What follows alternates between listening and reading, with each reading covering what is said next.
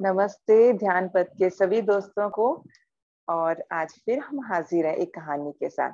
और इस कहानियों के सिलसिले को आगे बढ़ाने के लिए हम चाहते हैं आपका साथ।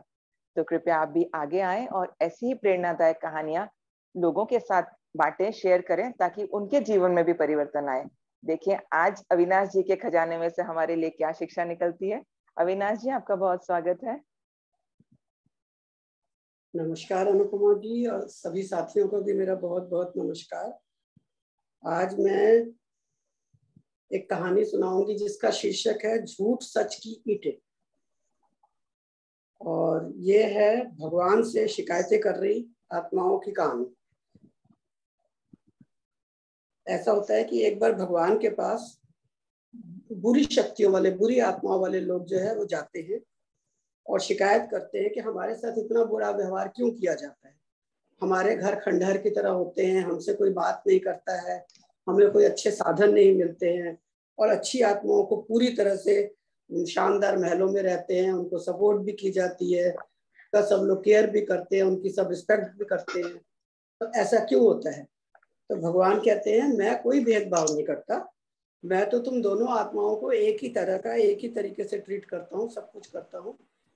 अगर वो नहीं हो रहा है तो तुम अपने अंदर की कमी ढूंढो, मेरी तरफ से कोई कमी नहीं। पर वो लोग मानते ही नहीं।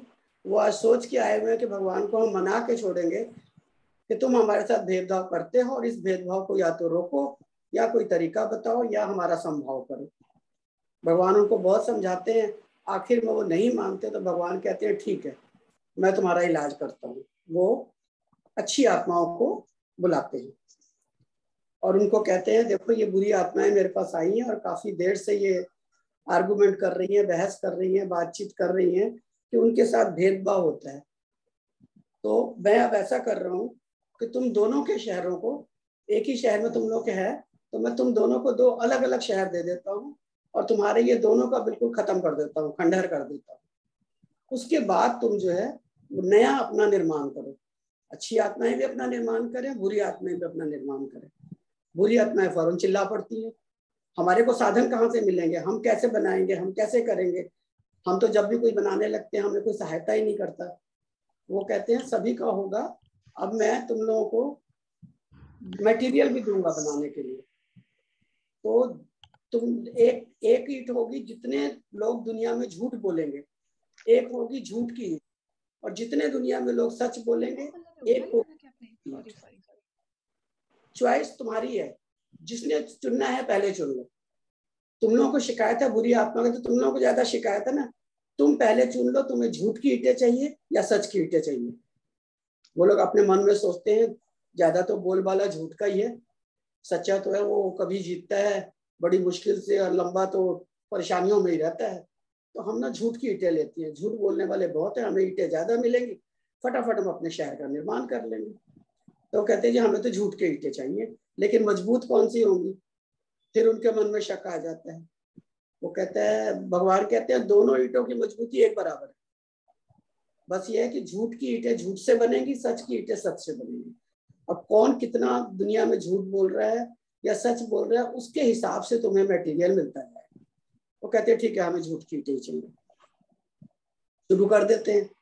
वो जिस जिस शहर को उन्होंने चुना है उस शहर के बाहर झूठ की ईंटों का ढेर लगता जाता है, और जिस शहर को अच्छी आत्माओं ने चुना है उनके वहां पे सच्चे ढेर लग जाता है, सच की ईंटों का। अब बनना शुरू हो जाता है। जैसे है कि झूठ का ज्यादा बोलबाला है ही, लोग झूठ पे ज्यादा फेथ करते ही है।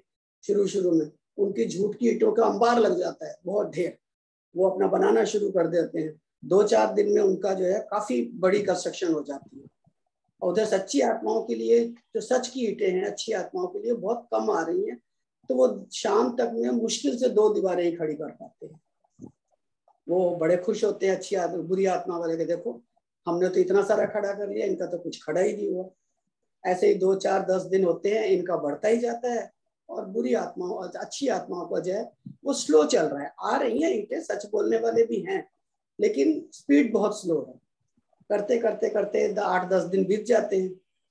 एक दिन जो सुबह जब आके वो बुरी आत्माओं वाले अपना मकान बनाने के लिए जहाँ से कंस्ट्रक्शन शुरू थी आते हैं, तो देखते हैं उनके मकान के कई पोर्शन जो है गिर गए, उसमें से ईंटें गायब हो गई हैं। कोई दीवारों में से, कोई छत में से, कोई नींव में से, कोई किसी साइड से, कोई बाउंड्री में से ईंटें उनकी गायब हो रही हैं। फटाफट भागते हैं भगवान के पास, भगवान जी ये क्या हो गया, हमारी ईंटें कौन चोरी करके ले जा रहा है। भगवान हंस पड़ते, कहते चोरी करके कोई नहीं ले जा रहा, तुम्हारी ईंटें झूठ की ईंटें थी, झूठ बोलते बोलते लोगों की चोरी पकड़ी गई, झूठ पकड़ा गया। जैसे ही उनका झूठ पकड़ा गया, झूठ की ईंटें सारी गायब हो गई, क्योंकि झूठ खत्म, सच आ गया, तो झूठ की ईंटें गायब है। अब और कोई झूठ बोलने वाला आएगा, तब तुम्हें ईंटें मिलेंगी, तब तुम उसका यूज कर सकोगे। और ऐसा ही होता रहेगा, जब झूठ कम हो जाएगा तो तुम्हारी ईंटें जो है उतनी झूठ की ईंटें गायब हो जाएगी। वो लोग बड़े परेशान होते हैं, ये क्या करें हम लोग, बड़ा सोच सोच के उनको समझ ही नहीं आती कि हम लोग कहाँ जाएं अब। तो वो लोग कहते हैं कि मैं थोड़ा सा भूल रही हूँ,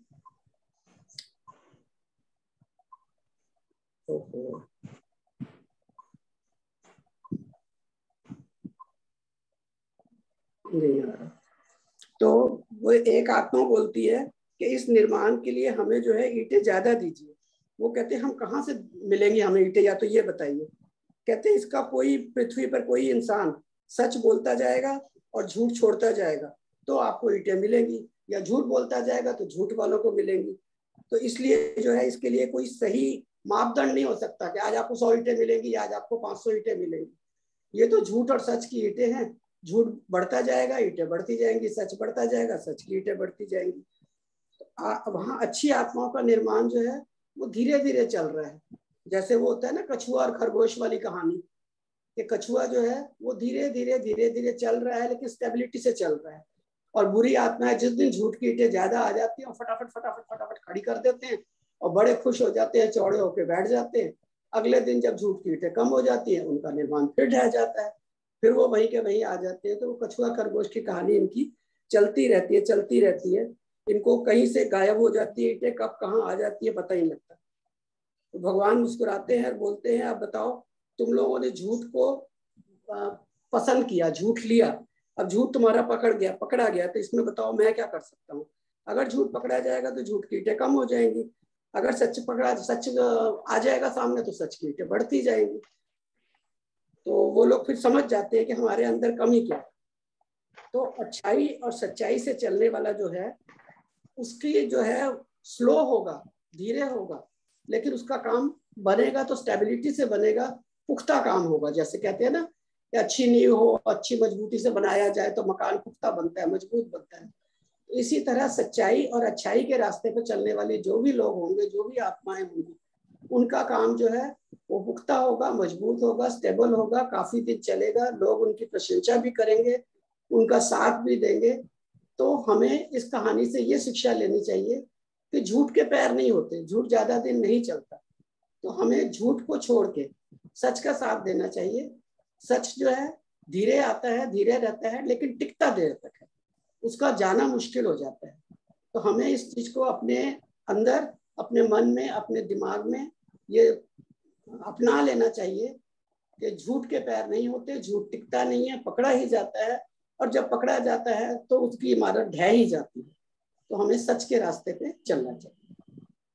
धन्यवाद। बहुत ही सुंदर अविनाश जी, मजाक मजाक में कितनी सुंदर कहानी सुना दी कि झूठ के पैर नहीं होते और सच हमेशा के लिए टिका रहता है।